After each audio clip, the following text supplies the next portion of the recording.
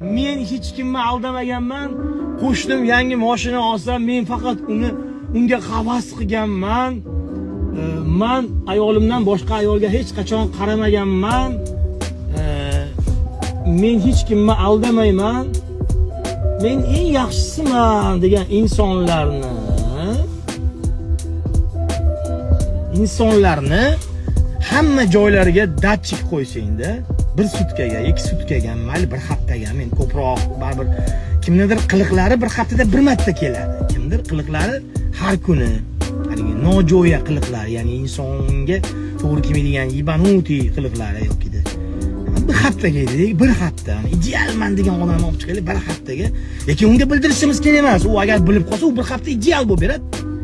Shu tomonlari borda, shuni kelishgan holatda shu chotini orasidan boshlab ko'zini linzani o'rniga kamera qo'yish kerak, u ko'z qatlaga qarayapti.